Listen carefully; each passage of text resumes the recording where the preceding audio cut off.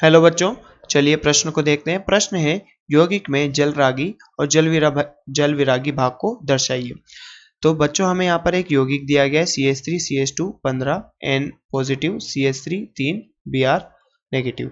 तो चलिए बच्चों इस प्रश्न की मुख्य अवधारणा की बात करें तो इस प्रश्न की मुख्य अवधारणा होगी मुख्य अवधारणा।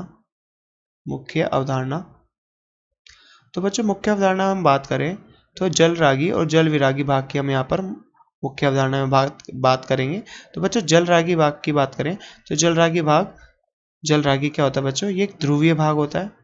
ये ध्रुवीय भाग है, ध्रुवीय भाग होता है जो बच्चों जल के साथ क्या दर्शाता है? आकर्षण दर्शाता है। जल के साथ बच्चों ये क्या दर्शाता है? आकर्षण दर्शाता है। तो बच्चों जल के साथ ये आकर्षण दर्शाता है, जल के साथ ये आकर्षण दर्शाता है। अब बात करें जल विरागी भाग की तो बच्चों ये जल विरागी भाग जो होता है ये अध्रुवीय भाग होता है। जल विरागी भाग, तो जो जल विरागी भाग होता है ये अध्रुवीय भाग है, अध्रुवीय भाग। तो बच्चों ये अध्रुवीय जो भाग होता है ये जल के साथ कोई आकर्षण नहीं दर्शाता, जल के साथ आकर्षण नहीं दर्शाता, आकर्षण नहीं दर्शाता है।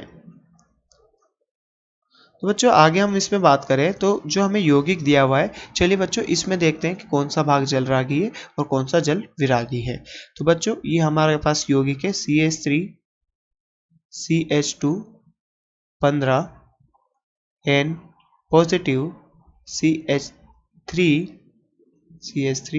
Whole thrice N3 Br negative. तो चलिए बच्चों इसकी बात करें, इस यौगिक की बात करें तो इस यौगिक में ये वाला जो भाग है ये हाइड्रोकार्बन वाला भाग है। ये हाइड्रोकार्बन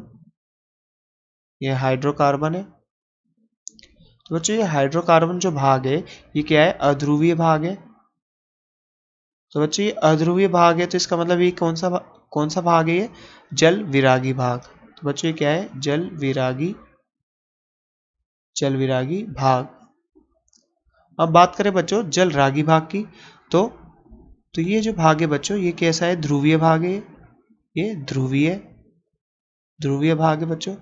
और यदि ये ध्रुवीय भाग है तो बच्चों ये क्या होगा? जल रागी भाग, ध्रुवीय भाग।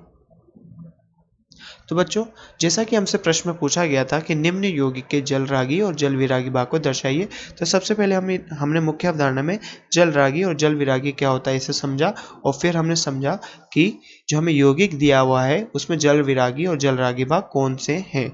आशा करते हैं आपको प्रश्न समझ में आया होगा। धन्यवाद।